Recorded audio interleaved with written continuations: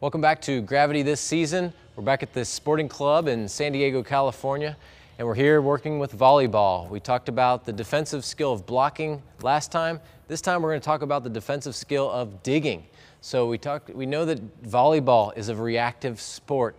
There's a lot of preloading involved and there's a lot of reaction and speed. These balls can be zinging around the room at somewhere up around 100 miles an hour. So the ability for me to identify, be positioned, and react and cover my lane is essential to the sport.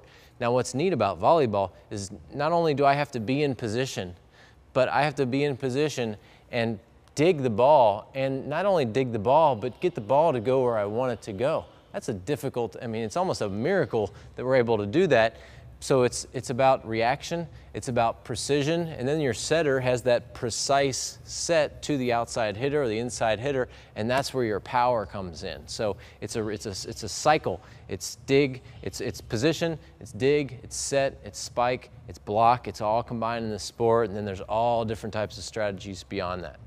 So with our dig, I've brought some special help for me today. I have Katie. She's a trainer at the sporting club. Welcome. She's also a gravity trainer here in San Diego, and she's going to help me out by working with digging skills. So what we're going to do is just kind of warm up and demonstrate what happens in the body as we go through a dig. So it's not just about dig like this and you just go out and do the sport. We know that there's a lot more to it. So we practiced before was I said, hey Katie, if I do this, what's the first thing you're going to do? So if you can just freeze there for a moment. Similar to basketball, she's set in position. So when the server is up and serving the ball, usually you see everybody in this preloaded position. And she's kind of got her arms relaxed, she's ready to go, but she's preloaded. So she's lengthened her butt in the sagittal plane. She's lengthened her quads, her calves, everything in the different planes of motion, but she's ready. She's ready because there's not that amount of time to react, to be able to eccentrically load and then concentrically explode. So in volleyball, it's neat because we preload. We preload in the ready position, we're lengthened, and it's all we have to do now is explode into either a rotation, into a forward movement. Somewhere I've got kind of an invisible space around me that I have to cover the dig. So I might have to laterally lunge, I might have to forward lunge, or a combination, or some of the exciting stuff, which I'm not going to make Katie do, is you go into your dive rolls and then you have to recover, move back into position. So if you look at all those components of the dig, it's not just the dig. It's a whole sport, just the dig. So pick and choose as you want. If it can be coming out of a dive roll is the skill that you're looking to enhance with your client or your athlete, then so be it. Today, we're going to talk about how the arms affect the body. So we're going to back up and we're going to do a couple just basic warm-ups to demonstrate how when you're going through a dig, how the hands drive the rest of the body. So we'll start nice and easy. And she's really trying to get right back to me. And I'm going to start to go out of this easy stuff because now we're right in that middle lane. So she's getting it to me perfectly, and then I can set, and then we get the spike all set up. Now we start to go off to the sides, and that's all right. This is all supposed to happen. And she's got to react to that. So we go to the side, and then I go to the other side, and I go to the other side.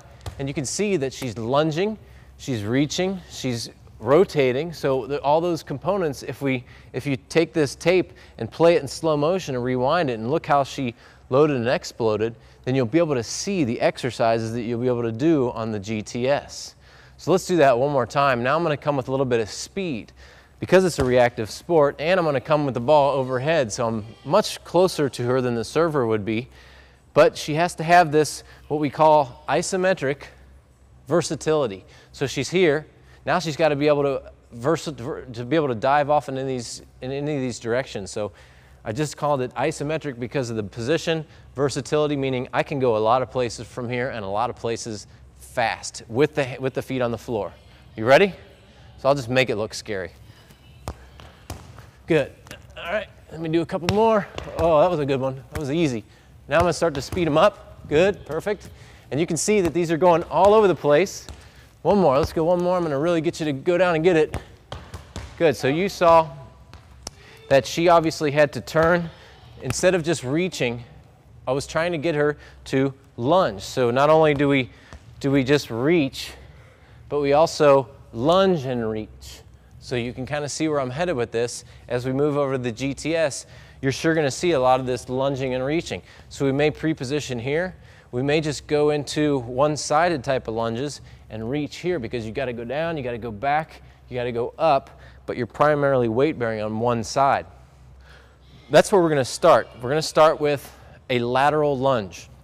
What a lateral lunge is, and you know this equipment better than I do probably, is you're going to place your foot on this, one foot on the glide board, and you're going to just start to lunge with your left leg.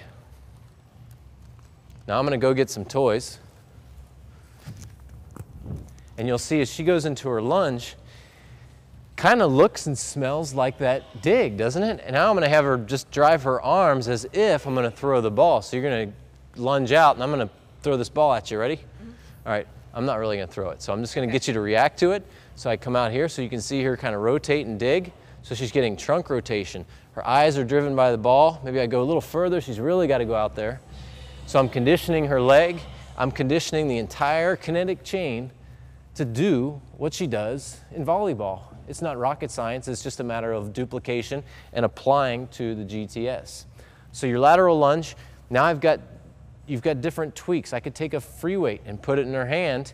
If you just want to use the ball, for example, and let's imagine that ball weighs 10 pounds and you come out into an isometric hold in the lunge, and now I just want you to shoot the ball off to your left and shoot it off to your left. Keep shooting. Now a little bit lower. And come down into that lunge a little bit further. There you go. Stay there and just reach out, reach out, reach out, reach out. Dig, dig, a little bit higher.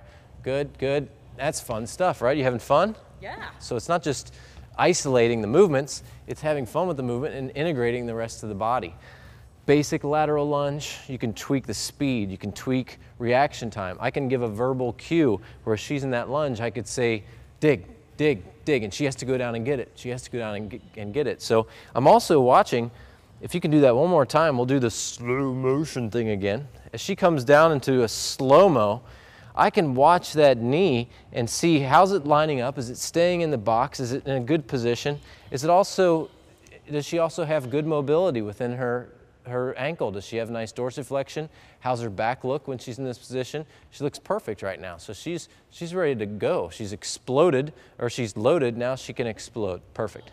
So it gives you an opportunity to take a look at the rest of the body as well versus just what the hands are doing.